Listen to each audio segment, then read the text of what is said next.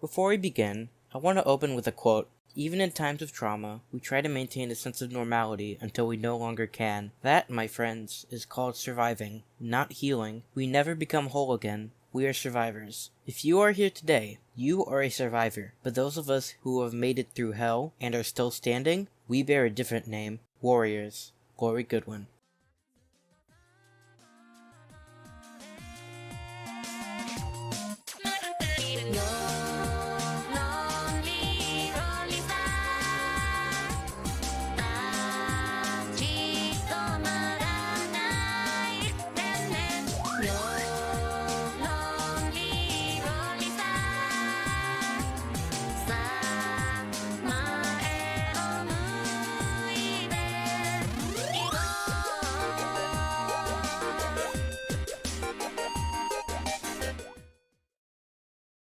It's no secret that I kinda like Steven Universe a bit much. Is it my favorite cartoon ever?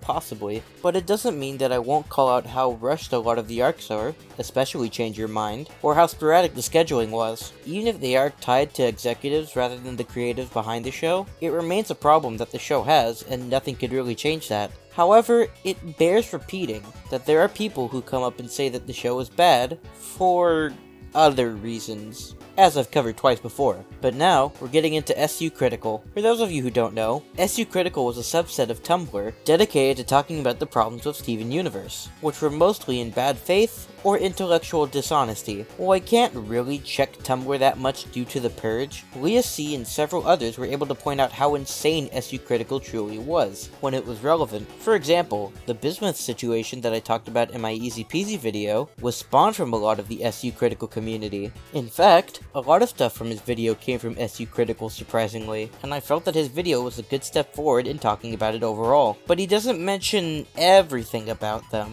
For example, there are claims that talk about how Steven healing Connie's eyes is ableist.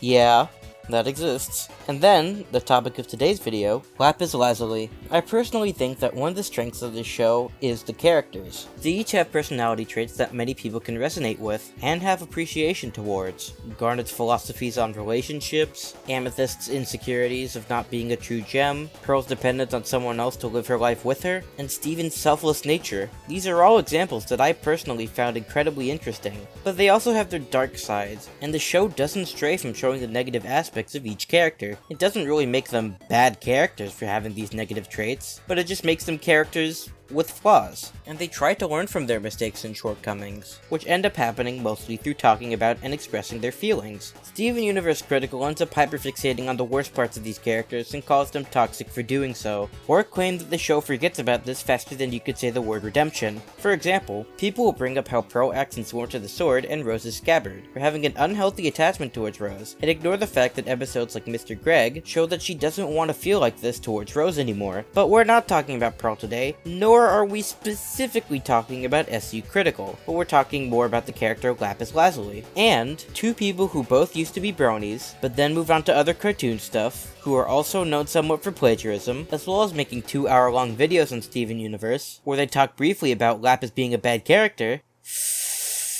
Lily Orchard and Misanthropony. Lily is known as a controversial figure in the animation community, and in the case of Steven Universe, she's known for embodying SU Critical with most of her opinions. And I'll be honest, I'm kinda scared of covering her. While she does make agreeable points sometimes, there are others where she misses the ball. There's her consistent use of plagiarism, not to mention her aggressive persona is terrifying, as well as a lot of other stuff from outside of her videos, which I may or may not bring up later. Her video does have a lot of problems, from the infamously repeated claims that Rebecca Sugar could foresee and schedule her story around the hiatuses imposed by the executives, or assuming that making the Diamond sympathetic means that they're going to be redeemed. But today we're focusing on one of her minor claims that spiraled out of control and ended up spreading to a lot of people. Speaking of spreading to people, there's Misanthropony, who's known for general media reviews, and is definitely way less controversial compared to Lily. Not all the way, though. He's famously known for plagiarism, most notably for Mr. Enter, and has many videos on the nostalgia critic. However, if his video is anything to go by, he's definitely improved a bit. Not a lot, but a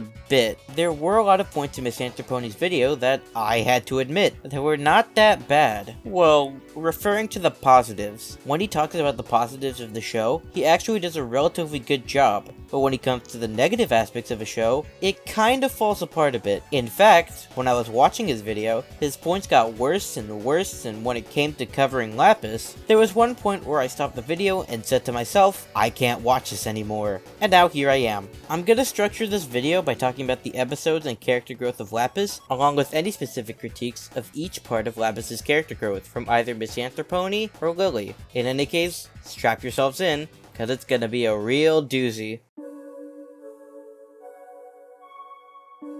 This episode sets up the framework for what Lapis has been dealing with. Her only role was to be a tool for those around her. She was essentially stuck as a prisoner and forced to only give information out. In practically every way, the gems see her as a tool, and she was treated like a tool. It must finally be broken. Doesn't seem broken to me. Which is pretty harsh mentally. This could be seen with how the gems treat the mirror as a mirror, and not as a gem, and the scene where she lashes out at the gems. You three knew I was in there, and you didn't do anything. Did you even wonder who I used to be? I'm Lapis Lazuli, and you can't keep me trapped here anymore! It wasn't until Steven came along and treated her like an actual person, despite not knowing anything about her, that allowed Lapis to express herself despite being locked away, essentially because Steven saw that Lapis wasn't just a mirror. It doesn't want to go with you. Don't you hear it screaming? It's just a mirror, a tool. It can't want anything. With this, a certain friendship between them has been set up, where Steven wants the best for Lapis, by letting her free despite what the gems say, and Lapis wants the best for Steven, offering to help him go home with her, and giving Steven advice on trusting the gems.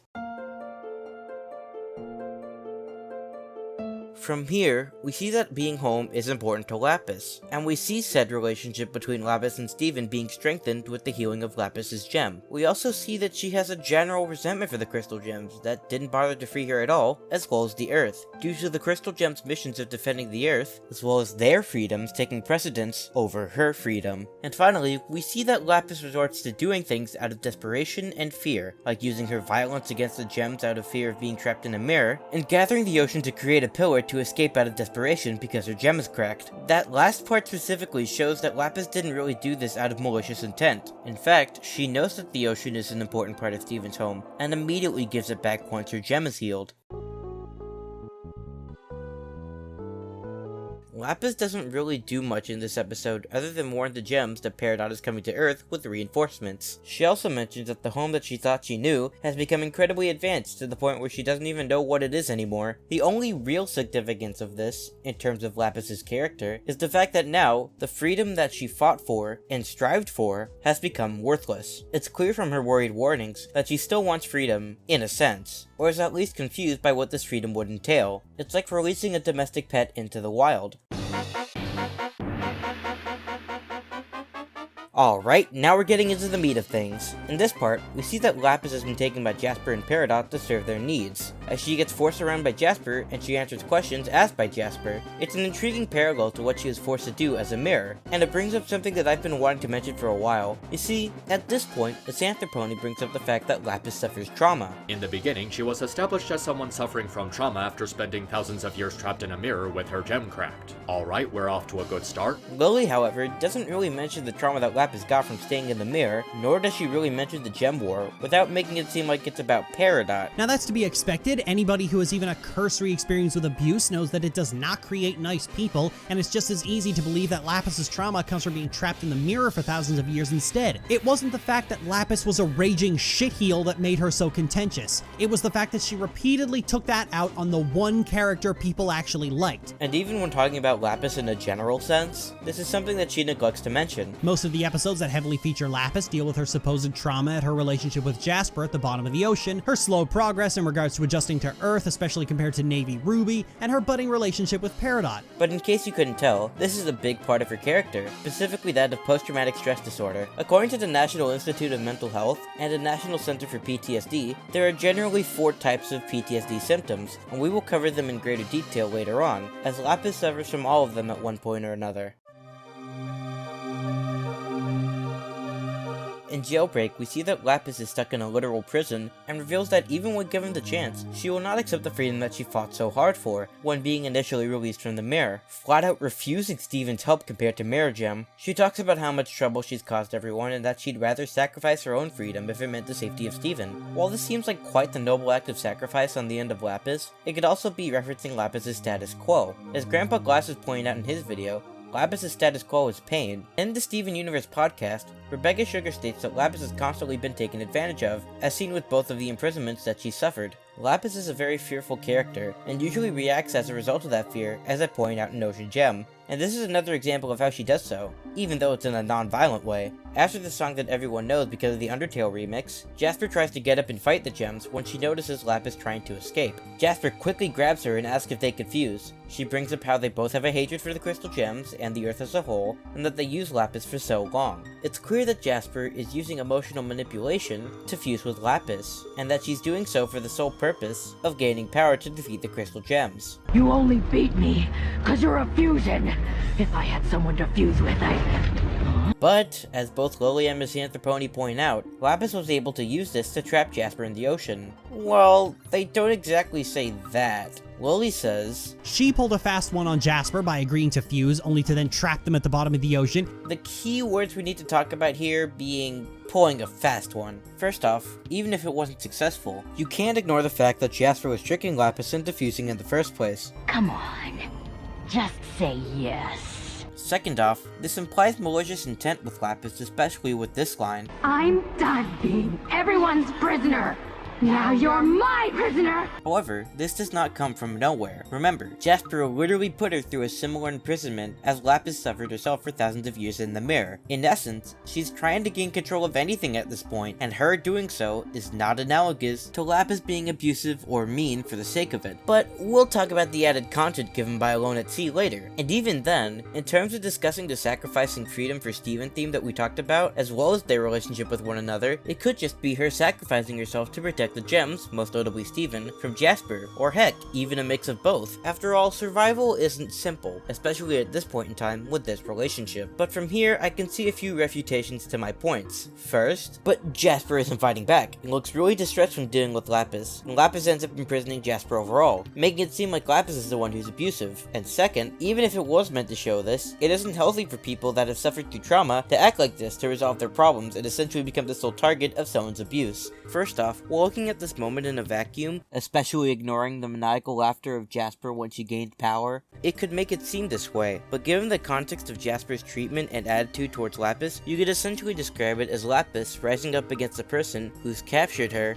through these chains. And, especially since the relationship just started, it's incredibly illogical to claim that anything that Lapis says or does as Malachite right now is a result of the toxic relationship itself. But again, this is without the context that she's doing this to save Steven, which is actually incredibly important as to why she's fused with Jasper, and she hasn't unfused with her. Second, Steven Universe doesn't show this in a singularly positive light, and instead treats this whole ordeal like a nuanced issue. In fact, while they may seem thankful for the fact that they don't have to deal with Jasper, they acknowledge that Jasper and Lapis being together is not a good thing overall. Yikes. They are really bad for each other. And even in future episodes, they talk about how toxic the relationship between them really is. But before we talk about that, we have to talk about what Misanthropony said about this. And... oh, he skips to Barnmates, ignoring an entire season of episodes, including 2 that showcase more of Lapis's character traits?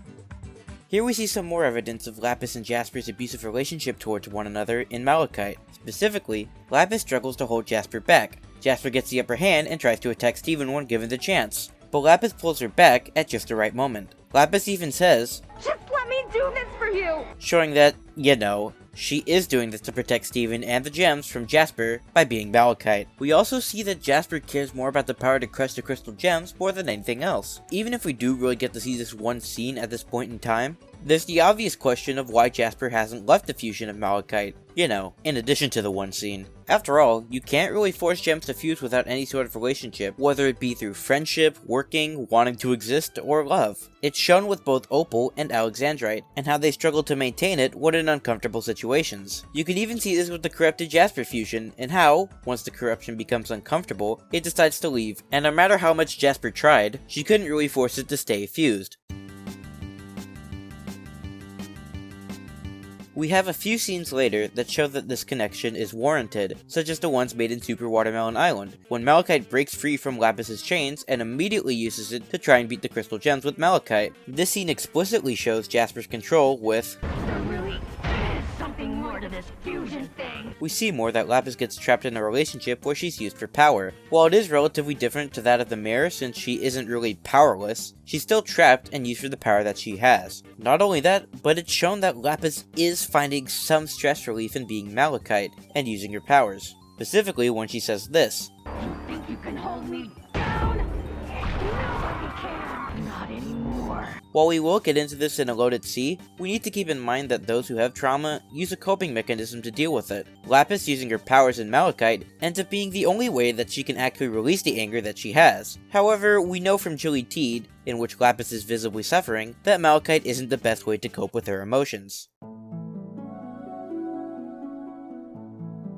It gives hints that Lapis might have PTSD. Same Old World starts immediately after the Cluster arc, where, since the conflicts are finally resolved, it's finally time to focus on Lapis primarily as a character. It's not actively being sidelined or paired, on her actively suffering through any of her trauma, with either that of the war or Jasper. We see that, even when trying to get some rest, Lapis gets irritated and feels uncomfortable doing so. This behavior shows symptom 1 of PTSD, that being hyperarousal symptoms. This means that Lapis is in a state of being on guard or feeling like she's in danger despite the fact that there isn't any immediate danger present. While she's resting, Garnet talks about the immense physical and emotional toll of Malachite on Lapis, telling us that Malachite wasn't the best way to cope with her emotions. Lapis spent an unbearable amount of time fused with Jasper. The emotional and physical strain of that type of fusion? I can't imagine. But we'll get more into that later. Once Lapis is up, however, she decides that she can't stay on Earth due to the crystal gems. This brings up symptom 2 of PTSD, that being avoidance symptoms, in which Lapis avoids things that remind her of her imprisonment, like the Earth in general, and more specifically, the crystal gems. After she leaves, it's revealed that Lapis doesn't really know where to go anymore since Homeworld is so different. It's interesting how important her freedom was to her that she didn't even think about Homeworld, who already caught her once, before trying to go there. In any case, Lapis is feeling lost, since both Earth and Homeworld wouldn't be optimal for her. Seeing this, Steven tries to help by talking about the many different regions of the world, and guiding her around the Earth to find a place that Lapis could live in. The most notable of these places is the countryside, where Steven talks about the changing leaves, and Lapis is just amazed by the concept of it. After a while of exploring, however, Lapis then sees the galaxy warp, and reveals that it's where everything began. Before she says that though, she ends up being tense and distracted. This is seemingly reintroducing the hyperarousal symptoms, by how tense she is looking at the galaxy warp. Then we get the entirety of Lapis's backstory. She visited Earth for a short while before getting caught up in the gem war, and then poofed. She was confused for a crystal gem, and was constantly asked about questions that she didn't know the answers to, putting her in a tense state. When everybody was escaping, however, Lapis was forgotten and cracked, as she was left lying on the ground, in an incredibly heartbreaking way, especially how it sets up freedom as her main priority. Freedom in my sight, but out of reach for ages, until I was found. Lapis then collapses on the ground. This is a very clear portrayal of symptom 3 of PTSD, that being re-experiencing symptoms. These symptoms usually come with a recounting on the trauma, and it can be formed with either nightmares, flashbacks, and even scenarios or words that can trigger these symptoms. In this case, it's Lapis's retelling of the story that ends up reflecting that of a flashback and causing her distress. When leaving, Lapis talks about how truly trapped she feels, and this is symptom 4 of PTSD, where Lapis suffers cognitive symptoms. With these, she has negative thoughts about her and the world around her. This specific one comes with the distrust that she has in the world, but Steven reminds her that she's not physically trapped here like she was with Jasper, and that even if it's the Earth, it's changed, to the point where it isn't even the same Earth that kept her captive, calling back to the leaves. And if the Earth can change, then so can Lapis. This ends up being an incredibly positive experience with the two, and it showcases a form of treatment. While it is relatively basic, what Steven is doing here is a form of cognitive behavioral therapy, specifically that of cognitive processing therapy, in which Steven helps Lapis to reframe her negative thoughts into positive ones. But then Lapis gets introduced to Peridot and the fanbase went to shit. This is where some of the main complaints against Lapis start, her relationship with Peridot. I guess for those who are unaware, Peridot is one of the best characters in Steven Universe. Right before Super Watermelon Island, Peridot had an entire arc devoted to her changing as a character. If you saw my Easy Peasy video, I elaborated more there, but to make things easy, I made a chart detailing her character growth. By this point, she was the fandom's favorite character too, especially with her not fully understanding Earth culture and her learning more as time goes along. In any case, Misanthropony and Lily argue that Lapis is really mean towards Peridot at every opportunity. You see, audiences are biased by nature, and the quickest way for a character to piss away any sympathy one might have had for them is to kick the fandom's favorite person. Peridot was that character, despite Lapis treating her like dirt at every possible opportunity. The grudge she holds against Peridot is really unsettling. She gives her all these sinister looks and speaks in a really malicious tone. Throughout the episode, she is so thoroughly nasty and bitter, and it's just hand-waved away at the end of the episode. And specifically with Lily, the suffering that Peridot goes through is mostly unaddressed, and it focuses more on Lapis being sad instead. Because Sugar continues to write for the character she thinks she wrote, rather than the one that she actually wrote, and has an understanding of abuse on par with Dr. Wolf, this all goes unaddressed and more time is spent reinforcing how sad and angsty Lapis is. Ooh boy, where to begin with these? First off, there are a few lines at the beginning that indicate an incredibly valid reason as to why Lapis has a grudge against Peridot, which Lily at least mentions, but Misanthropony seemingly doesn't. She's the one who dragged me back to Earth. You used me like everyone else did. However, both Lily and Misanthropony's points have some flaws to them. One thing that I must mention, however, is that this cruelty towards Peridot that they use as examples is only showcased in 2 episodes, Barnmates and Raising the Barn, and this becomes relevant a bit later. This episode revolves around Peridot trying to befriend Lapis and gain her trust. Wow, that didn't really take that long, did it? It's a really good reason to not trust someone, especially when, the last time Lapis has seen Peridot, she's contributing to her PTSD. And the entire basis of this episode is about them learning to become friends, or at least trust one another. The first thing that Peridot tries is to give Lapis a sincere compliment, in the form of a card. This is actually an important scene when you look at it. We know that concepts like sincerity are foreign to that of Peridot. We also know that with this card, she's trying her best and tries to listen to Steven in order for her to become friends with Lapis. However, from the perspective of Lapis, this statement is the equivalent of, "Sorry I hit you, your face was just so punchable." And to be clear, Peridot's limited grasp of this concept is a reason for this to happen, not an excuse. The difference between the two is that we're not ignoring one behavior and allowing another. Peridot is not wrong for being upset that her sincerity isn't working, even if she tries her hardest, but Lapis isn't wrong either for interpreting the quote the way that she did and not liking it. The next thing Peridot tries is to think about how Lapis likes water. However, Lapis experiences this as a trigger of her time with Malachite and expresses it to Peridot. She ends up thanking them though, well, half-handedly by saying that it wasn't Steven's fault, but that doesn't inherently mean that it was Peridot's fault either. I mean, there is the possibility that she doesn't appreciate it because water is reminding her of Malachite rather than just being against Peridot, but admittedly, there's very little information on this. Either way, it's the same scenario as before, where Peridot's efforts shouldn't be ignored, but they have a good reason for Lapis to not like it, due to Lapis's PTSD with Malachite. Finally, Peridot gives Lapis something that means a lot to her, and hopes that it can connect them to one another. But from Lapis's perspective, it's identified as something that's supposed to make up for all the trauma and distress that he's suffered. This one tape recorder is supposed to make everything forgiven, and Lapis justifiably sees this as not justifiable, in terms of showing Lapis that Peridot has actually made changes to show that things are different. As a quick side note, we know that Lapis has a generally hard time placing trust onto anyone changing, as the concept of change was literally just introduced to her in the last episode. It's understandable to think of why Lapis sees this as worthless, as well as understandable to why Peridot gets upset that it doesn't work, even if she's trying. After she crushes it, Peridot makes a big emotional appeal to connect to Lapis, saying how they have a lot of things in common, similarly to how Jasper tried to, but instead from a place of sincerity. But Lapis is actually being the relatively unreasonable one, by not only crushing Peridot's tape recorder, but telling Peridot to leave, to which Steven directly calls her out on and criticizes her for not giving Peridot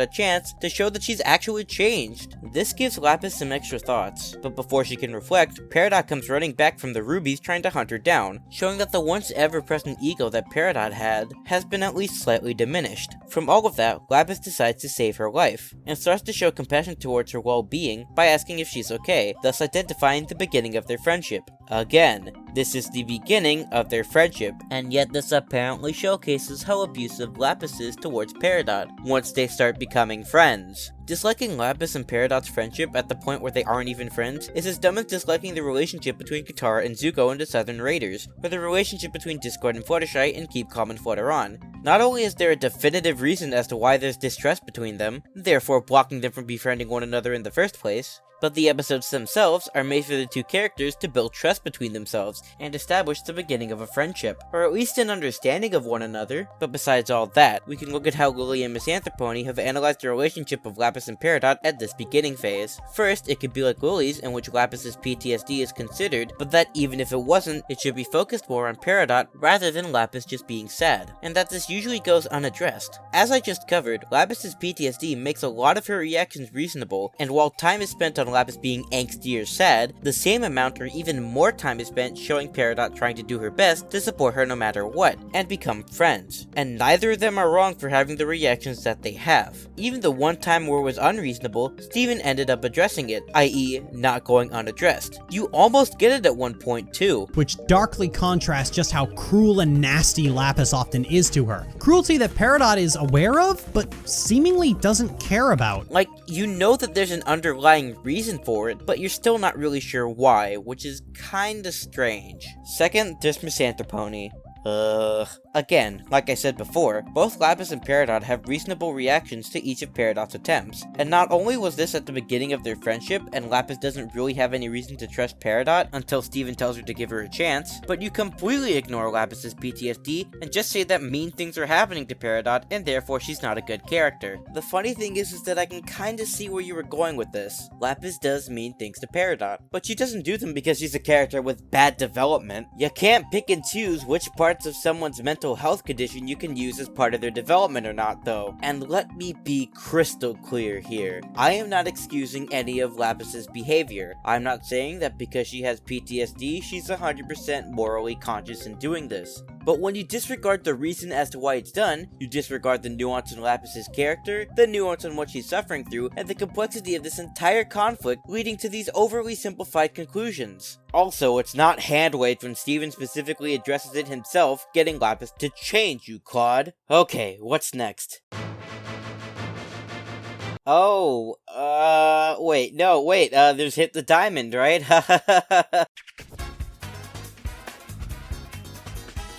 There's not much to say about this episode, other than the fact that besides the last episode, this is where Lapis gains the reputation of being emo. However, there's a bit more to it. This episode itself represents some more cognitive symptoms, specifically that of emotional numbing, in which enjoyable activities have become less enjoyable, or you have a general loss of positive emotions. To use a clear term, these symptoms that Lapis has embody themselves as depression. It's another one of the reasons that a lot of people like Lapis, because she learns to overcome it. But we'll get to that later. Okay, give me 1 second. Okay, I'm ready. Before I get into any of the arguments that Lily and Misanthropony present about Lapis's character, I need to mention stuff in the episode that's not really related to that, but is still related to Lapis in general. The plot of this episode is that Steven wants to ease Lapis back into activities that she enjoys, and so takes her on a boat to gradually be reintroduced to the ocean. This is a treatment method called prolonged exposure, and it helps victims of PTSD get accustomed to the things that they did before their trauma happened. Throughout the episode, Steven is incredibly supportive of Lapis, and is ready to help her feel better no matter what. However, we also see that Lapis doesn't have confidence in herself. It doesn't feel like she's worthy of help by Steven. We see the cognitive symptoms of before manifest themselves in a depressive way again, as Lapis feels like she doesn't trust herself to do anything. Later on, something happens in the engine, making the gang stay out longer than they needed to. She talks about her experience in Malachite with Jasper, and ends it on a surprising note. How I used all my strength to hold her down in the ocean, how I was always battling against Jasper to keep her bound to me. I miss her. After this line, she states that they're both terrible to one another and therefore deserves one another. In doing so, she specifically brings up times where she's reacted out of fear and desperation in Ocean Gem, with injuring Greg's leg or stealing the Earth's ocean to get home. It's clear that these events have given her terrible self-esteem and makes her blame herself for everything. And while it is her fault for doing these things, we know that A, she's sorry for what she's done, and B, that she did them because she had little choice to, and that she didn't do so out of pure malice. It's in the past, and it doesn't mean that she's like that now. But then, it happens. Jasper gets onto the boat. When trying to reach Lapis, Jasper tells Lapis how much of a monster she is, as well as telling Steven that Lapis is the dangerous one. Since we've seen what Jasper has done with the power that Malachite has granted her, and the fact that she uses fusion and other tactics exclusively for the sake of power, we know that she's piggybacking off of Lapis's poor self-esteem, by directly shifting blame onto Lapis for the violence of the relationship. Not only that, but Jasper claims that she's changed and wants to be back in the relationship again. And while it isn't the same emotional manipulation as before, it's important to note that Jasper is still using emotional manipulation on Lapis, saying whatever she has to, for them to become Malachite once again. But then Lapis says that she liked taking everything out on Jasper, and everything sort of fell apart with many people in the community, including Lily and Misanthropony, saying that Lapis is abusive. And you know what? Let's talk about this fully. First off, what exactly is the relationship between Lapis and Jasper, and why did they each stay in it? As I've covered before, Jasper stays with Malachite for the power that she has, constantly taking advantage of their combined powers and having control of them overall. And Lapis stays with Malachite because she wants to protect the crystal gems and prevent Jasper from trying to attack them. We know from all the trauma that she suffered that she at least wants to gain some semblance of control over her life. I'm done being everyone's prisoner. Now you're my prisoner. You think you can hold me down? Nobody can. Not anymore. However, we know at least from Chili Teed and Super Watermelon Island that in doing so, she's able to let out some frustration while in Malachite through keeping Jasper chained, as well as other violent means. And as Garnet points out repeatedly, the fusion between Lapis and Jasper takes an emotional toll on Lapis, and is extremely toxic to both of them. You could say that this is a coping mechanism, but it's a bad coping mechanism, and the show shows how bad it really was for Lapis's health. Second off, we could already explain why the low self-esteem of Lapis makes her feel like she deserves someone as terrible as Jasper. But then there's the scene where she says those 5 sentences about her relationship, and this is where the abuser label usually comes in. Then in the episode Alone at Sea, she reveals how between her and Jasper, she was the one being abusive, saying she liked taking everything out on her. I liked taking everything out on you. I needed to. I hated you. It was bad. Excuse me. I liked taking everything out on you.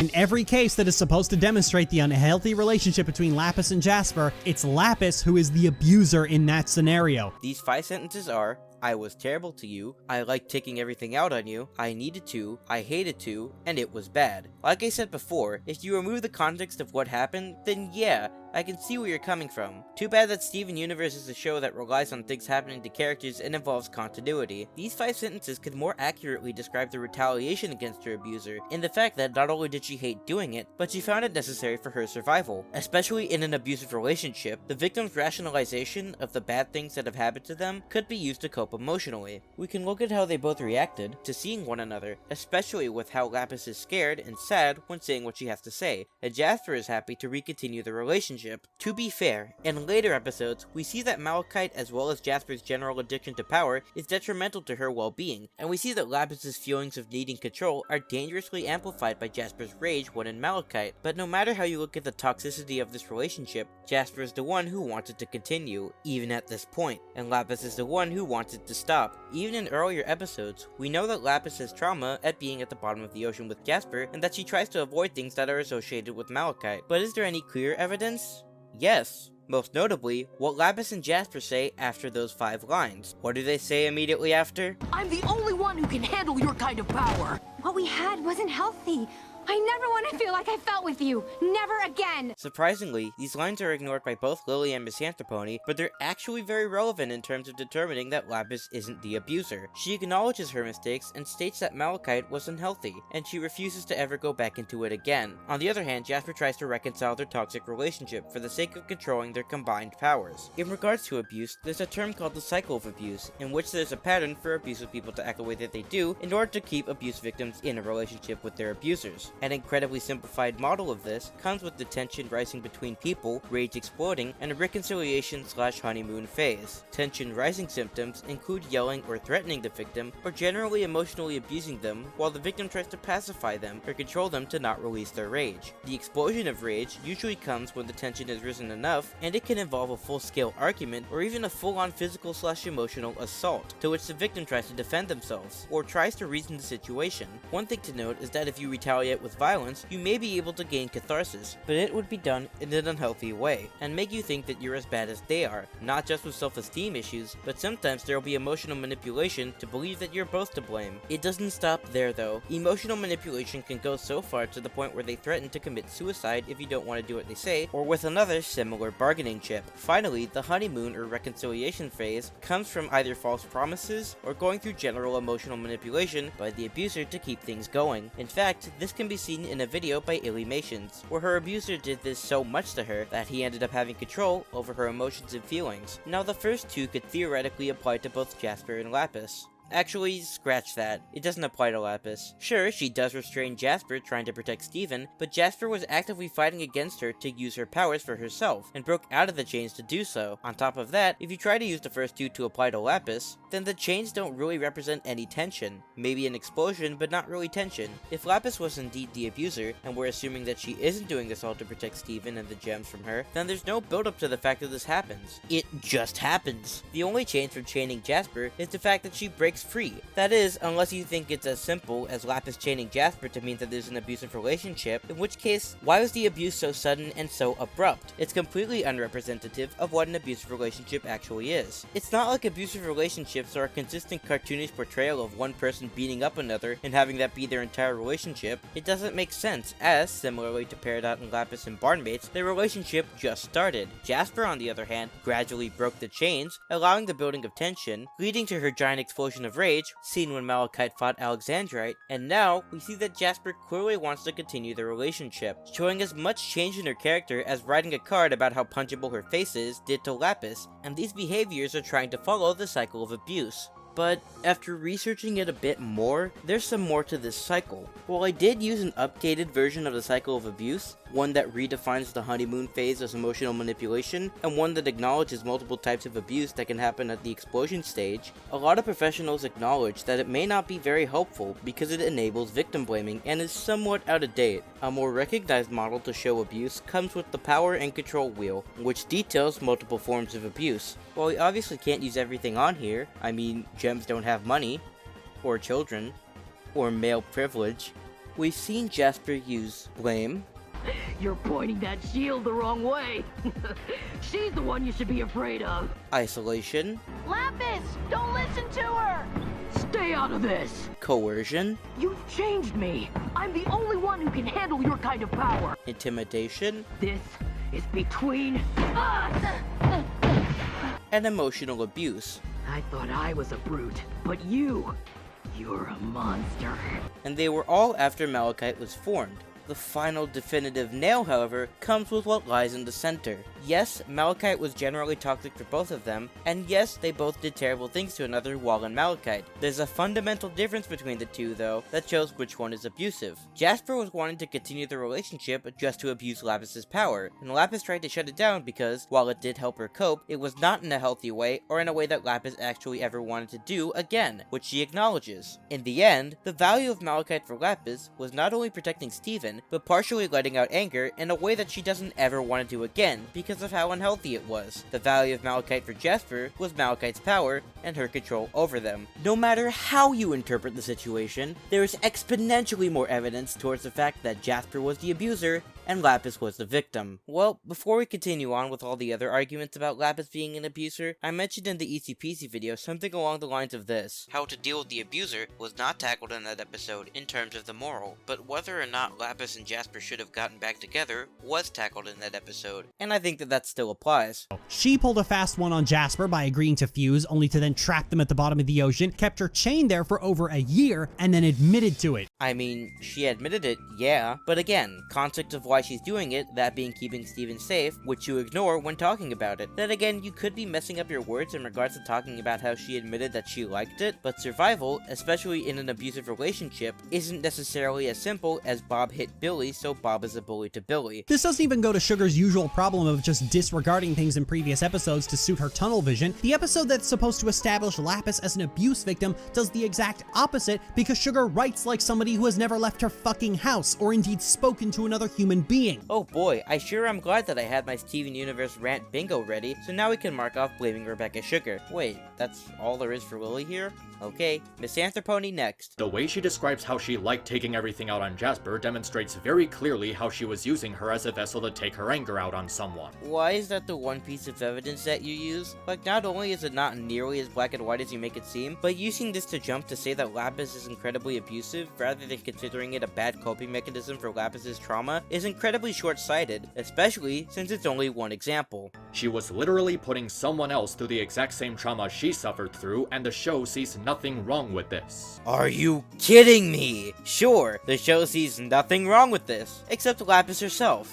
and Steven, and Garnet. At this point, it's not even missing what's in front of you. It's not even trying to look at it. It would have been one thing if she was just doing it to protect Steven and the crystal gems, but she specifically states how she was taking her anger out on Jasper. When Lapis says that she needs to take everything out on her, it could refer to all her anger, but it could most likely refer to the fact that Jasper fought to get control of the relationship. But ignoring that, how does that automatically mean that she isn't also doing it for Steven? What exactly is supposed to be sympathetic about a victim of trauma putting someone else through the exact same trauma? Huh. Remember 10 seconds ago? How does that automatically mean that she isn't also doing it for Steven? Even if you don't actually see any complexity in Alone at Sea with how Lapis feels about Malachite, it doesn't erase Chili Teed or Jailbreak. Also, how is she sympathetic?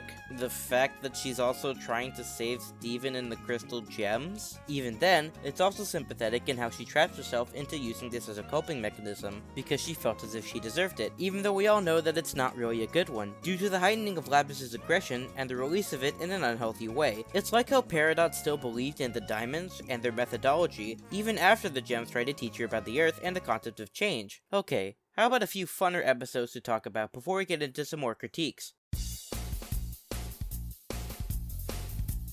I decided to briefly tackle all 3 of these episodes and this short, since they detail a strong growth with the relationship between Lapis and Peridot. They make art and music together, and they're even willing to help one another out when they generally do anything, like farming, or hanging out, or just having fun. We see that Lapis has come to care for Peridot, and Peridot does so for Lapis. It's generally gotten Lapis to open up about her emotions to someone, and Peridot even makes sure to treat Lapis's PTSD with care, by trying to be sensitive with her mention of possible triggers, specifically Jasper. Even when Lapis makes a joke directly talking about her PTSD being stuck in a mirror, Peridot tries to welcome it with open arms, even if the other gems feel uncomfortable mentioning it. We see that it affects her a little bit when she tries to smash Peridot's technology to free Steven, but we know that she just cares for Steven a lot. They may fight a little bit, but it's done so in more of a friendly way, rather than an abusive way. In terms of arguments that Lily and Misanthropony make, there are none. Like, none at all. On the one hand, thank God, I don't have to spend another segment talking about problems and whatnot,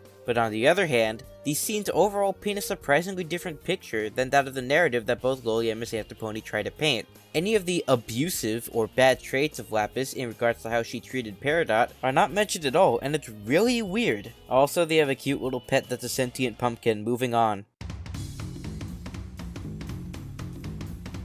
This episode is one that Misanthropony has an issue with, but not really Lily. However, this episode does have some relevance to Lily's rhetoric that I will talk about later. As a quick summary, Navy the Ruby, who's an enemy of the crystal gems, decides to try and live on Earth, and to teach her, Steven let Peridot and Lapis do so. Lapis was generally unsure of the idea, but only feels this way shortly. She was worried about how Navy will react to everything, as well as how cool Navy would be with everything between them. But Peridot helps calm her worries, and assures her that they can help Navy learn. So they take Navy through a lot of what the Earth has to offer, and Navy is eager to learn. In fact, because Navy is such a fast learner and has so little flaws or problems, Lapis feels comparatively worse. She expresses how she feels like she's just wrong for not accepting everything as well as Navy did, but when confronted, she says that it's not Navy's fault, and that it was primarily hers. After Navy decides to take the Ruby ship for a ride, Lapis feels happy with the prospect of having Navy stay, even if it seems like she'll take some time getting used to her. Until Navy betrays them, and Lapis feels somewhat gratified by knowing that Navy actually has a flaw with her. Misanthropony's arguments were that about how petty Lapis was when dealing with Navy, and specifically her willingness to learn. Then, in the episode Room for Ruby, she becomes jealous of a Ruby who's able to quickly adjust to Earth when she was having a hard time herself, and her jealousy comes across as really petty. However, there are 2 things that I have to bring up with this. First off, PTSD. While it's clear that Navy hasn't necessarily been a part of Lapis's PTSD, it's clear that her perfections make Lapis feel inferior by comparison. Lapis comparing herself to Navy is a factor of having low self-esteem and depression, which is a remnant of her symptoms. Even the ending, while it seems like Lapis does definitely have envy problems, it also shows a sign of relief on Lapis's end, where she realizes that her comparisons towards a perfect character were unwarranted. And even if you do consider it, you forget that second off, Lapis already knows how petty it is, and after she flies off and talks about it with Steven and Peridot, she makes sure to tell Navy how it wasn't her fault, and becomes more acquainted with the idea later on. The show actively sees how petty it is, and Lapis herself fixes the problem immediately. Now, there's one last thing. Not only did Lily not really mention it at all, but Misanthropony himself says that the episode is a general waste of time. But that's okay because it turns out that Ruby was a villain the whole time, and Lapis was right to be jealous, which renders the whole episode a complete waste of time. But if we actually went along with their analyses of Lapis, then this episode, like the previous 3 in the short, pokes holes in both of them. The fact that Lapis is either a bad character or an abuser overall, and assuming that her PTSD either doesn't exist or has very little effect on her, is undermined by the fact that once Peridot became a friend to her, Lapis ended up changing for the better,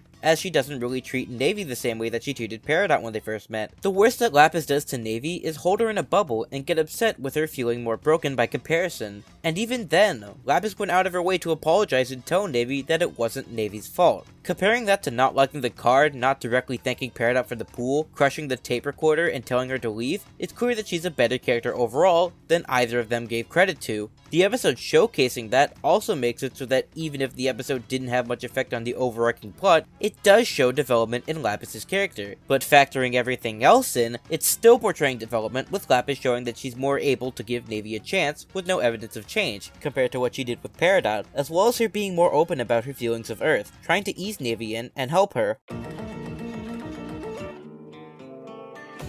So, I think at the beginning of this whole thing, I talked about how there are a lot of arguments made on bad faith when calling out Lily and Misanthropony's videos, and these are probably the worst ones around, all things considered. But first, I want to talk about what actually happens. Lapis hears that Steven is being searched for by Blue and Yellow Diamond, and that ends up triggering her PTSD about the war and spikes her hyperarousal and anxiety. Once it starts, Lapis wants to try and move everything that she cares about out of the Earth immediately so that it wouldn't be in danger, including Peridot and Steven. When questioned, she makes it very clear that the trauma of the Gem War still haunts her. Steven understands that this trauma is incredibly serious and says that while he doesn't want them to leave, he can't stop them from going if they truly don't feel safe. This scene is really nice overall, because of how it shows the empathy behind Steven, as well as how he knows that it isn't really his place to judge someone else's PTSD. Anyways, as Lapis is about to leave, she wishes Steven luck, and while she asks Peridot to leave, she keeps on making excuses to where she realizes that she lost Pumpkin, and so they all tried to find him. Throughout the walk, we see that even if Peridot isn't comfortable with it, she'd do anything to help Lapis feel better. When they find Pumpkin, however, Peridot reveals that she doesn't want to go with Lapis once Lapis returns. She reveals this to Lapis by saying that the Earth is probably worth fighting for. Through this, Lapis calms down but is put in a state of worry, as she has to choose between her anxiety about the Gem War or Peridot and the rest of the gems. While she's mad at Peridot, it's justified, because in Peridot's words, There are many things I should say, but they would upset you, so in general I don't say those things. Peridot, that's lying. Again, it's reasonable to assume why Peridot did this, but it doesn't excuse how this is lying, as Lapis points out. Unfortunately, Lapis is still triggered by the thought of war and suffers re-experiencing symptoms, making her leave with noticeable sadness in her eyes. Now, how did Lily interpret this? This all comes to a very heated conclusion in Raising the Bar, where the fear of being caught up in another war makes Lapis want to leave Earth. The entire episode is one long string of Lapis being the fucking worst. Ah, I see.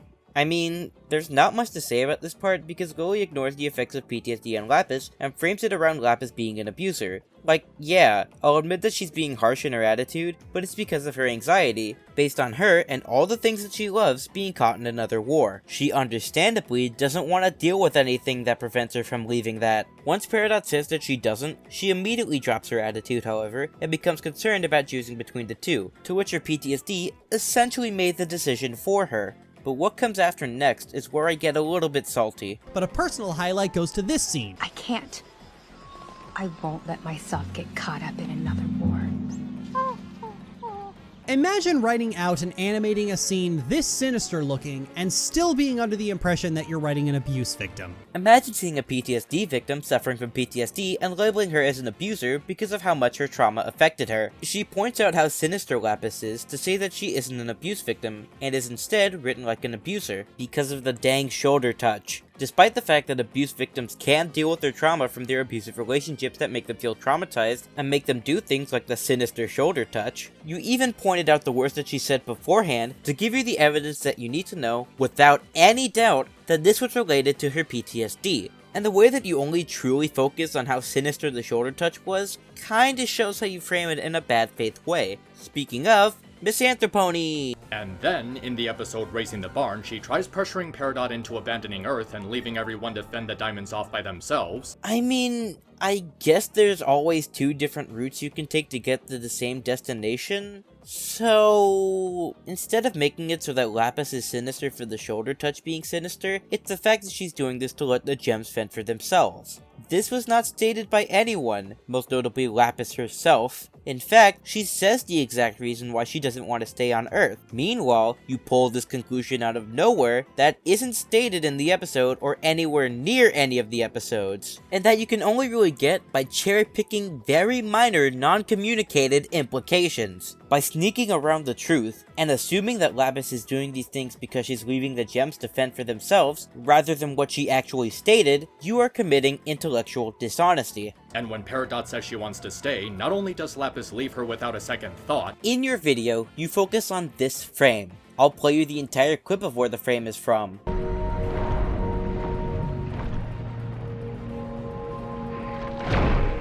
Now, do you think that subtle look of sadness when she looks back at the Earth was, I don't know, a second thought? Even if we ignore the fact that she changed her attitude to be more worried once Peridot admitted that she wouldn't go, the subtlety of expression, especially in Steven Universe, is incredibly vital in showing emotion. As seen with Garnet when one side of her cries, representing either Ruby or Sapphire crying at one time, or with Steven when she hugs Pearl and fortifies his love for her despite how she felt about Rose. And dismissing one like this is really unfortunate, especially since you focus so much on it. And in Raising the Barn, she just runs away with no regard for Peridot and just takes her whole life away from her. Seriously, how could you do something like that to someone who cares about you so much? Bringing in the conflict I discussed earlier, where as soon as she learned that Peridot would rather fight for the planet than be afraid of the diamonds, leading to Lapis being conflicted, seems rather relevant. But silly me, we don't see Lapis until reunited to know her thought process behind it more specifically.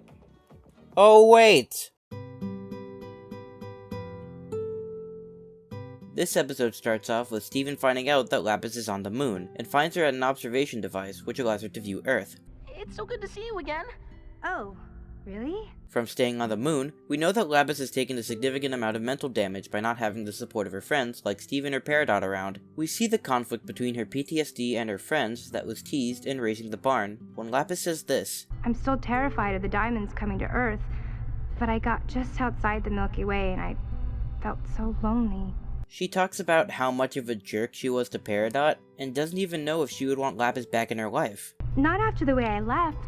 Even though Steven asked her to go back to Earth, Lapis starts to have negative thoughts cloud her judgment, asking what if something bad happens, to which Steven responds with some more CPT, specifically some more positive thinking, where all her hypotheticals are flipped on their heads. Then we get one of the best songs in the whole show. In this song, she expresses how much of the Earth and her friends have changed her emotional palette, from feeling generally desperate and afraid, to being free to express herself and be okay with herself. However, she talks about her triggers, and how they take the happiness that she had, and turned it into the familiar negative thoughts that she knows so much about. Then I see the colors fading, gentleness of light escaping. It also expresses how common it is for her to hear and regress into being fearful for herself and her life. Shadows of my fear invading, have I seen this all before? Finally, she expresses how she appreciates the boldness of Peridot and how she wishes that she could be there for her and her friends, specifically Peridot. After this, we have a heart-to-heart, heart-to-gem, about Lapis feeling regret for taking the barn, and how after she initially has fear of the diamonds, she rationalizes it, and she finds herself confused for even thinking about it in the way that she did. Then she says this. I was so sure the diamonds would destroy my new home that I did it myself.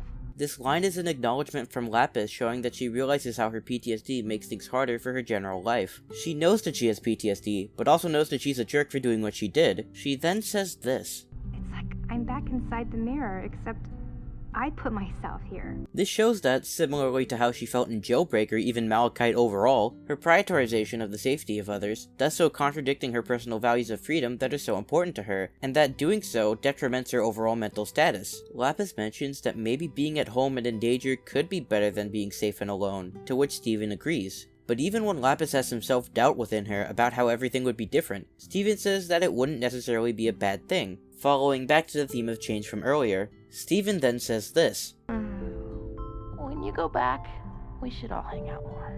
To which Lapis says, When I go back. Steven believes in Lapis to make the decision to stay beside her friends, something that Lapis doesn't really think she can do. It overall reassures her that someone does think that she can do the right thing for herself. Unfortunately, Steven mentions having a dream about the diamonds and theorizes about their return, which ultimately triggers Lapis into trying to leave and be safe. Even though Steven says that Lapis doesn't have to run, it's clear that this one conversation doesn't change everything immediately, as the fear of being caught in another war controls her actions once again, even saying sorry for doing so. Now, first off... But because Sugar continues to write for the character she thinks she wrote, rather than the one that she actually wrote, and has an understanding of abuse on par with Dr. Wolf, this all goes unaddressed and more time is spent reinforcing how sad and angsty Lapis is. I wanted to revisit this point because we have further context now. Remember when I said that the cruelty towards Peridot is really only showcased in 2 episodes? Well, I already talked about how this sentiment is wrong in Barnmates, but we need to discuss it in Raising the Barn, and, well, this episode. Raising the Barn definitely put equal, if not more emphasis on how Peridot doesn't want to go with Lapis, due to her love of the Earth, as well as her conflict in doing so. And even if Can't Go Back doesn't address Peridot and how she feels, Back to the Kindergarten, the episode immediately after Raising the Barn, does. And it does so showing an equal amount of attention towards Lapis's feelings and Peridot's feelings. And, for Misanthropony, imagine missing an entire episode of context. Okay, one more. This is the last one. And I gotta say, it's probably where the stupidest complaint comes from. You know what, I'm not even gonna build it up this time, take a look. But wait, she comes back later during the battle against Blue Diamond. And what does she say to Peridot after all the stress she put her through? Lapis! You're really here. Hey. Hey. You bitch, I'm gonna punch you in the face. Wow, I guess that's it. Because she didn't say sorry, she's obviously not sorry for anything that she did. Ignoring, you know, the entirety of Can't Go Back and the final look of Raising the Barn. But you know what? Fine. Let's assume that you missed all of that. Is there anything that shows the fact that Lapis is sorry? Well, let's see.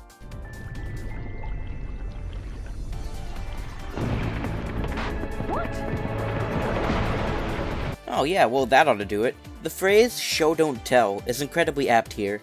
This one clip of Lapis smashing the barn says so much about Lapis's personal growth. The fact that she's here in the first place means that she chose to be with friends, specifically Steven and Peridot, overcoming her trauma in the process. It's still a part of her, to be sure, but she's learned how to make it so that it doesn't influence most decisions that she makes. Even if we don't know that it's gone for sure, we know that she's made major steps in getting better. This can also be said for the fact that smashing the barn symbolizes that she doesn't necessarily care about that stuff and her safety, and that she would much rather sacrifice it to be with the gems. I still do think it's a jerk move that she did it with all of Peridot's stuff, but it could also be calling back to the conversation and Can't Go Back, where even if things are destroyed and things will never be the same, it doesn't necessarily have to be a bad thing, because you can do things differently and make new things together. Finally, no matter what you think here, she saved the gems by smashing the barn on Blue Diamond. So not only do we have her choosing to be with her friends, but we also have her actively fighting with them, or at least trying to save them from the trouble of fighting. Immediately after she does so, she explains that she wants to be accepted with the crystal gems. She's somewhere on that distant shore with the rest of the gems. Unfortunately, it didn't stop Blue Diamond, as she uses her power to make everyone uncontrollably sad. And, if all that before wasn't proof that Lapis has truly changed, making steps to overcome her trauma,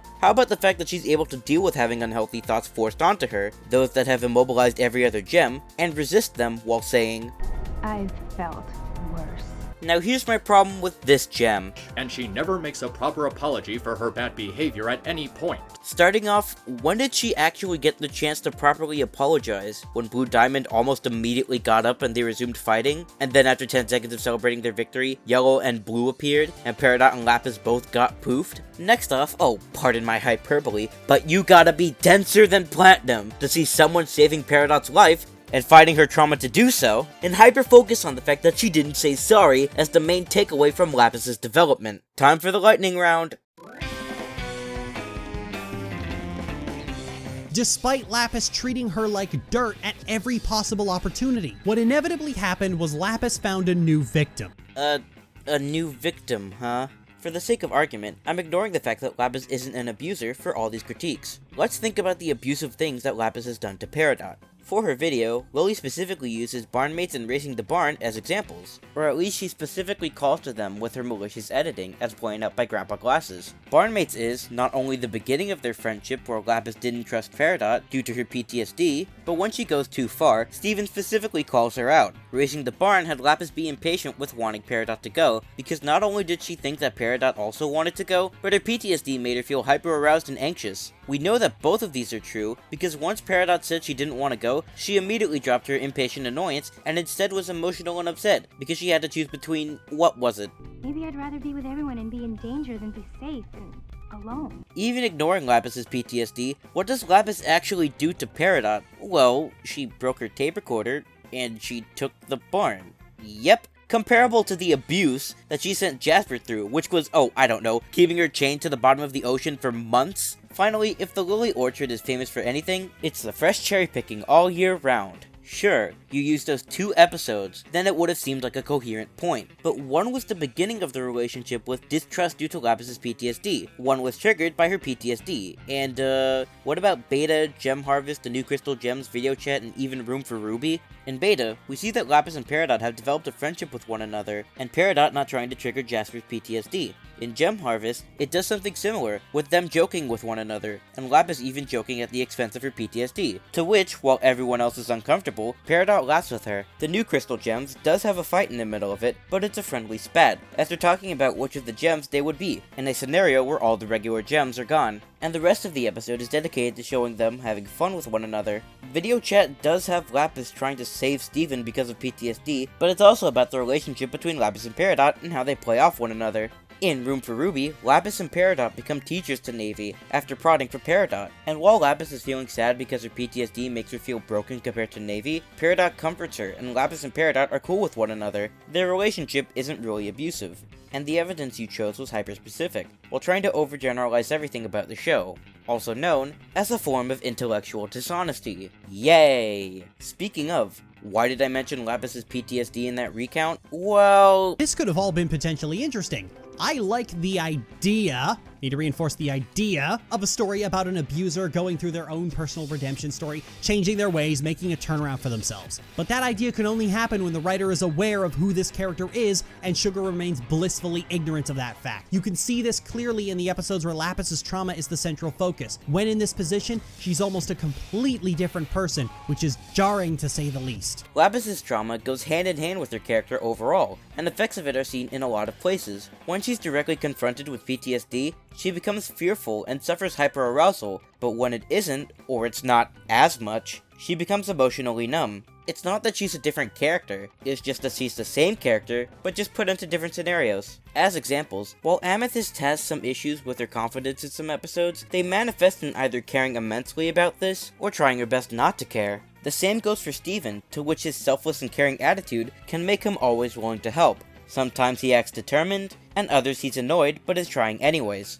I get the fact that this is kinda weird, but the fact that they do go through these scenarios that don't show them reacting the same given every moment makes them, three-dimensional characters, which you unfortunately deny. Peridot was a three-dimensional character, something Sugar is completely unfamiliar with. But that's all that there is for Lily. Misanthropony! Here's where I have my problem with Lapis. The way she goes about dealing with her problems is extremely selfish and in some cases really toxic and abusive. The main problem with this claim is that you don't acknowledge any of the changes that Lapis has actually gone through in terms of her behavior. For example, if you compare something like Lapis's abusive behavior between Jasper and Peridot, then you know that nothing that Lapis does to Peridot comes even close to abusive as chaining Jasper to the bottom of the ocean. Even her toxicity towards Navy was nothing compared to how she treated Peridot when they were first meeting. And this isn't even regarding the fact that Lapis's PTSD made her do things that she didn't fully want to do, like leaving the barn. This is like judging Zuko for everything that he did in seasons 1 and 2 and disregarding the changes that he's made in his character and saying that he always resorts to violence or is really toxic to others. Or hell, you could say the same thing about the main characters in One Piece because they're pirates and they sometimes do bad stuff. And they're all bad. She constantly makes everything about herself. Hey, hello, welcome to therapy. Has anything made you uncomfortable since we last met up? Yeah. There's this time when I was walking over to the spinning teacups at Disney and someone threw a lemon pie in my face. And I started crying because the lemons were in my eyes. And then I called him a bad man. Wait, what? You called him a bad man? Why did you do that? You don't know anything about that man except for that one instance. You're being very needlessly cruel to him. You need to learn to stop making everything about yourself. But that was you. Get out! Then she's needlessly judgmental towards the other characters. If you mean Peridot, then it's because she had no reason to trust that Peridot has changed, and has a fantastic reason for not trusting her, because she contributed to Lapis's PTSD.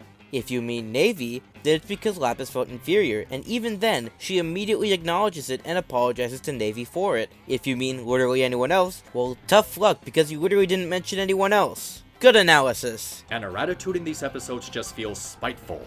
Spiteful, huh? Well, I guess that's one way to react to someone who says that they've changed from actively contributing to your PTSD, yet doesn't present much relevant evidence to that claim. I guess that would fill you with spite. I mean, the spite is completely reasonable, and it doesn't make her a bad person for feeling spiteful for the reasons I just stated, but yeah, she would be spiteful. Her character development is extremely rushed in that a lot of her appearance has her being extremely arrogant. Oh, character development. There was character development? Do you mean how she developed in terms of disliking her relationship with Jasper as shown from Jailbreak, to Chili Teed, to Super Watermelon Island, to Alone at Sea? Do you mean how she was more willing to accept change in general, like from Same Old World, to Barnmates, to Room for Ruby? Do you mean not having her PTSD affect her everyday life, like from the emotional numbing from Hit the Diamond compared to Beta or Gem Harvest? Do you mean how she didn't let her PTSD heavily affect her mental state and decision making, like from Raising the Barn and Video Chat to Can't Go Back or Reunited? Or do you want me to get a conclusion from your shambling excuse of a timeline in which you ignore any of the episodes where she's had a positive change to her character, and only bring up all the mean things that she's done? By trying to have an intellectual discussion about Lapis's character and being dishonest about said character through omitting key details, there's a word for it, but I'm too tired to get it. Also, Lapis comes off as arrogant. If anything, Lapis has the opposite of arrogance, as she puts herself lower than others like Navy or Jasper because of how wrong she feels, and even Peridot for being bolder and braver than herself. And if you're referring to assuming that she's doing this out of self-pity, well, something PTSD. We're done here, right? Okay, so I just wanted to add this little bit here because I think it's important to bring up. In one of the previews I posted, I got this comment from someone called No Patient Joe, who outlined one of the bigger problems regarding Lapis' character. There's something quite insidious about how the show writes Lapis. It's like in the mindset of the writers, her abusive behavior is completely justified just because she was a victim of abuse. Victim? So you either admit that she's the victim of abuse, or you're theoretically bringing in her PTSD of the mirror and not clarifying it. Good job. Lapis clearly shows a taker mindset, and Peridot is actively punished because she fails to cater to her needs. A taker mindset? Yes. That famous saying, 2 makes a pattern and anything that disproves it is irrelevant. The ultimate message of their interactions is if you're a victim of some sort of abuse, you're completely absolved from any action you take in consequence of said abuse. And if you somehow harm another person in the process, it's their fault for not understand your needs. And that is not a healthy message. Whiskey, do you mind? I do not support victim blaming, but self-reflection is an important process of getting over and being a better person. No, I've never felt the touch of a woman. Why do you ask? Yes. because Lapis doesn't do that, ever. She never changed to be accepting Peridot and barnmates. She was never able to reflect on the relationships of Malachite and how unhealthy it was and refused to do it again. She never immediately apologized to Navy for being jealous of her and reassured her that it wasn't her fault. And she most certainly never reflected on taking the barn and how terrible it was for her to do, making her think about not letting her trauma affect her whole decision-making process. /S for sarcasm. But let's talk about the rest of this. I made a point in Barnmates to talk about how reasons and excuses are different, and let me be super clear about this. None of her actions were excused because she had trauma. The show certainly never said that being a victim of abuse means that you can abuse others, and the show made sure to never ignore how, while her actions were reasonable, it didn't absolve her from consequences. From Steven calling Lapis out when she crushes Peridot's tape recorder and telling her to leave, from Lapis admitting how unhealthy her relationship with Jasper was, and that while it was unhealthy, she knows how bad it was. She did find some satisfaction in the fusion and had to live with that. From Lapis herself condemning the behaviors towards Navy for being jealous of her progress, and Peridot for taking the barn and reacting to her own mental trauma. So, how's it been since our last meetup, eh? Well, the same guy, you, who threw a lemon pie in my eye, was threatening to bite my arm, so I pushed him away and... What? You pushed him? Yeah, but That doesn't matter. You pushed him, and I'm calling the police on you for physical assault. I gotta get a new therapist. This whole thing is the equivalent of saying that Zuko should never be redeemed because he tried to kill Aang and even betrayed Katara to do so. His reason was to get back his honor from his father. He's forced to believe that being a prince again and rejoining the Fire Nation was his only option. However, it does not excuse him from attacking Aang, which is why he has episodes of self-reflection, learning why what he did was wrong and trying to atone for his sins, similar to what Lapis does. And if Zuko is too stale of an example, this pattern of characters that do bad things but have reasons for it, acknowledge that they're bad despite those reasons, or change to do so and try to better themselves, can apply to Shadow the Hedgehog from Sonic Adventure 2, Bon Clay from One Piece, Nico Robin from One Piece, Fuyuhiko from Danganronpa 2, Gentle Criminal from My Hero Academia, Joy from Inside Out, Marlin from Finding Nemo, Woody from Toy Story, Cloud Strife from Final Fantasy VII, BoJack Horseman from BoJack Horseman, Reagan from Mob Psycho, Eren Yeager from Attack on Titan, Hilda from Link Between Worlds, and heck, even Peridot twice. And none of them are bad characters for doing bad things, none of them escape consequences for what they've done, none of them are absolved from them, and they all try to better themselves, because they've done bad things, and know that they've done bad things. Yet they go through an arc. Welp, here we go.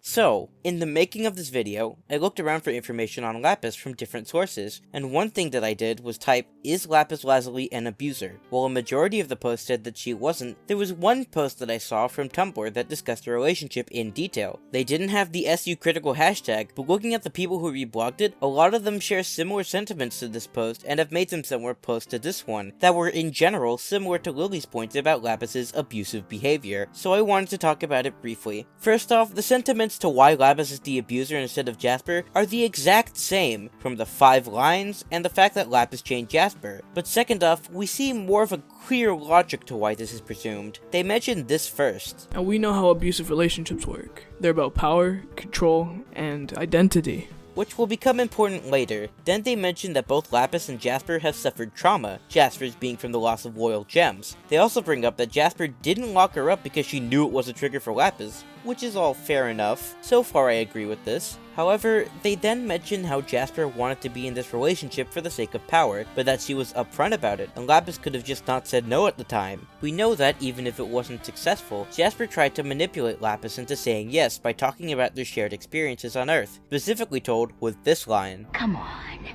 just say yes."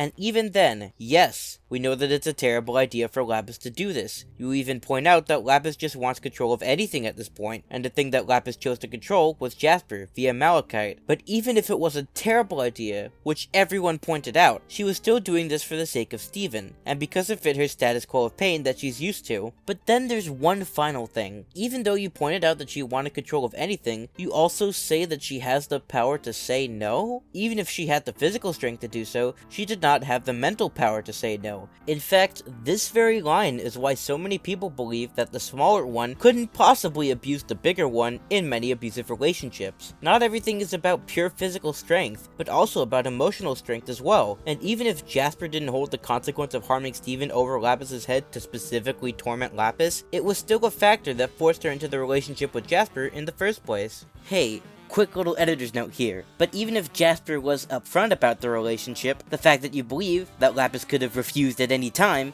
is victim blaming. Finally, there's this line, which I have a few problems with. That's an abusive relationship. And Lapis was the abuser, the one in control, the one doing the hurting. Jasper stuck with it, because she was getting what she wanted and what she felt she deserved, but she was still the victim. The problem with this statement is because, while Jasper fits the strength quota, she didn't say anywhere clearly that she felt that she deserved punishment. If anything, Jasper was extremely cocky and confident in believing that all power should belong to her. Meanwhile, Lapis actually does fill in both of these requirements. She was able to feel some relief using her powers against Alexandrite, though she came to hate it and vowed to never feel like she did ever again, but she also straight up admits that she felt like she needed punishment. I'm terrible. I did horrible things.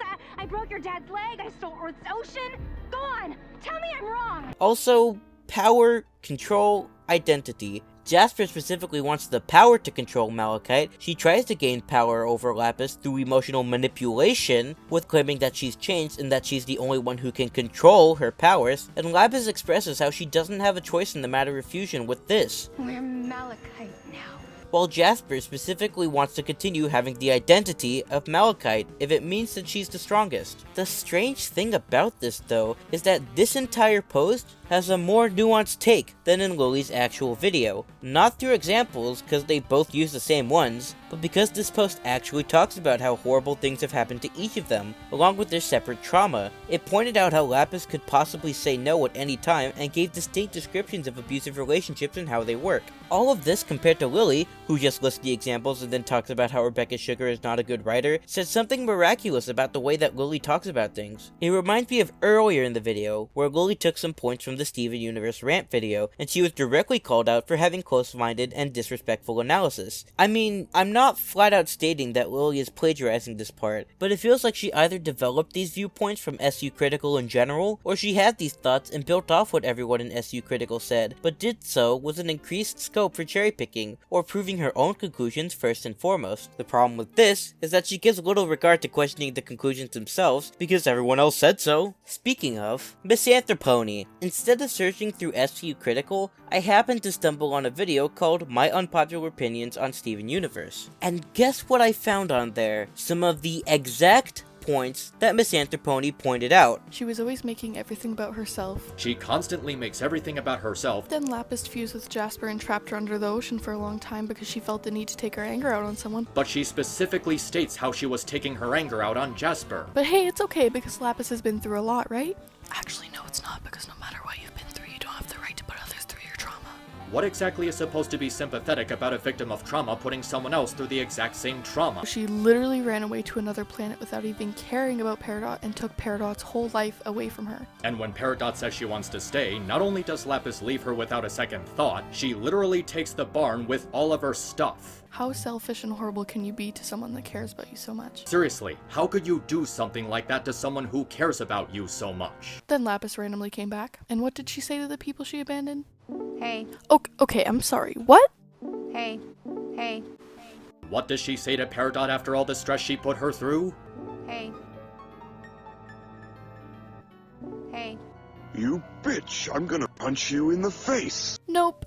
She didn't even say sorry. And she never makes a proper apology for her bad behavior at any point. The only ones that she ended up missing were specific examples from Alone at Sea and Room for Ruby, but this is almost entirely plagiarized. Now, I'm not gonna go and try to go through this like I did with the other one, but I will say that Misanthropony should have looked at another video that was done by this same person, that being the Lapis Lazuli character analysis, to get a better grasp of the character. In that video, Scout says this: Even though we could definitely use a lot more development from her, we can't just disregard the progress she's already made. and this sentiment is unfortunately not present with Misanthropony's analysis, as, like Lily, it involved cherry-picking and proving his own conclusions first and foremost. I'll at least give you credit that you didn't just copy and paste your points, and you kinda tried to build up your own analysis, but it unfortunately comes up as shallow, because it ultimately comes down to, he threw a lemon pie in my face, compared to, he threw a lemon pie in my face and that's bad.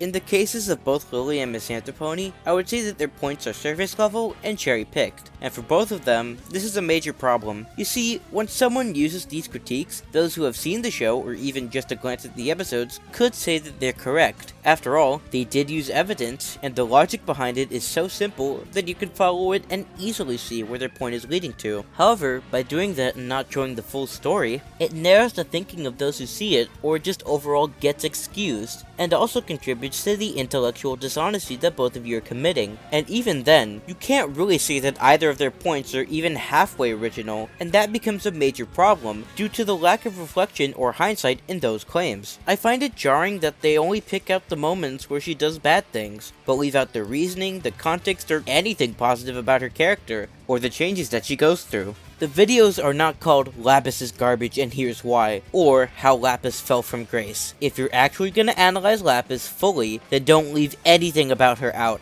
When you do, then these segments are no more than smear campaigns, and not actually discussions or analysis. The only times that they bring up Lapis's PTSD is when Lily says that it's a problem because she's mean to Peridot, and another time when Misanthropony brings it up at the beginning, only to completely ignore any effect that it's had on her character and focusing primarily on Peridot. I find this extremely aggravating, as it's a part of Lapis's character that has always affected her and influenced her decision making through the whole series. But saying that she acts this way because she's abusive, or because she's a bad character, is embarrassingly horrible analysis on both of your ends, and somewhat malicious. Speaking of abuse, Lily, doing something mean to people once is not the definitive sign of an abusive relationship, and by not considering that the victim can retaliate and feel bad for retaliating, or just can have these feelings overall, you're assuming a perfect victim, perfect abuser mentality, which, yeah, it's black and white as heck. It's not as stupid as Easy Peasy calling the Diamond Authority the true good guys, but it's pretty up there. In regards to bad character, Misanthropony. Everything that Lapis has done that was mean was either directly called out by either other characters or Lapis herself in an attempt to improve. And while reasons for why Lapis's behavior happens doesn't excuse her actions, they can definitely help in defining Lapis's overall character and the complexity of the story, rather than just calling her a bad character for doing bad things. But you know what? Both of these videos tried to end it on a positive note, despite their negativity overall. So you know what? How about I try it too?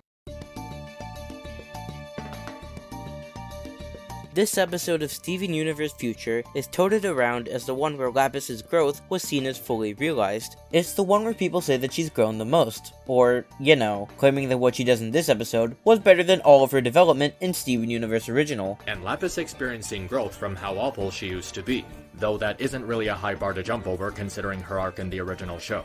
But a lot, if not all of what she goes through in this episode, actually does a nice summary of what she's done in the original, as well as all the points that I've made about Lapis throughout the whole video. It starts off with Steven and Lapis visiting a planet where two other Lapis Lazulis are destroying the place, and as a side note, we see that Steven and Lapis's connection to one another throughout this episode is still strong and resilient. Then Lapis feels some remorse for terraforming and destroying life, highlighting how, even if she had a reason to do it and got some satisfaction from it, she knows that it's wrong and expresses that sentiment. When meeting with the other two Lapises, who I will call the Blues, that keep on destroying the stuff on the planet, Lapis and Steven talk about how they will help them see why what they're doing is wrong. And then this. They're not nice like me.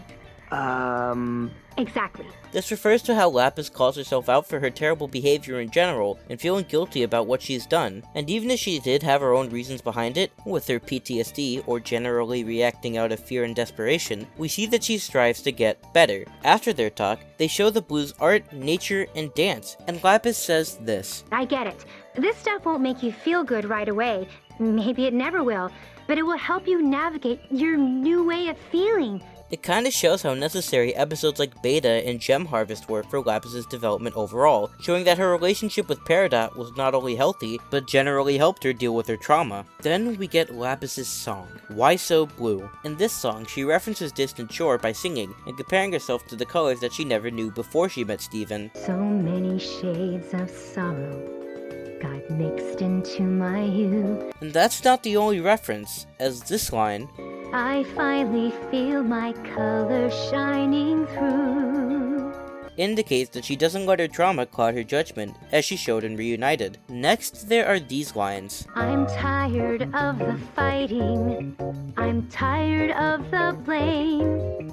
The fighting most likely refers to how she acted out of fear or desperation like with Ocean Gem, and the blame line can refer to how Jasper treated Lapis, being accused of being the true monster. It could refer to how she always blames herself, which led to her thinking that she deserved to fuse with someone like Jasper, or something along the lines of her depression making her feel inferior to others. That mirror was a prison, and fusion was the same. Lapis refers to both the mirror and fusion as a prison, and this is a special line because we know that feeling free is something that Lapis holds dear. This also indicates that the mirror and fusion were both similar in how they trapped Lapis and made her feel powerless. We get a sense of how Lapis's freedom makes her incredibly happy. What's with these new sensations that suddenly appear? Deep as the roaring ocean, free as the atmosphere. Lapis's PTSD influencing her decision making and how it fueled her depressive and anxious spirals gets talked about here. Why so blue? So many different reasons, but are they really true? But we know that, in the end, she would rather be with her friends and the Earth overall. I wanna keep on going, wanna be right here with you. And this revelation makes Lapis happy. After the Blues laugh at her for acting so silly and continue to destroy the planet, Lapis decides to get mad and fight them, showing a lack of control that still makes her mad. But after looking at Steven, Lapis realizes that, even if she had a good reason to fight them, she knows that the behavior is wrong, and that it signifies weakness, like how Lapis would feel after feeling enjoyment with the fusion of Malachite. After the Blues stop, she then says this. That wasn't strength, that was weakness. Restraint takes strength. Patience takes strength. Referring to how she acted with Peridot and Navy when they first met, as well as her general reaction to not having control. And again, even if she had reasons to be weak in these areas, she regrets it and becomes stronger in the end. Lapis's story is that of a warrior, one that was able to survive for a while on what she thought was normal, but went through hell and back twice. And even though she had to fight, she's able to stand proud as the warrior that she is now.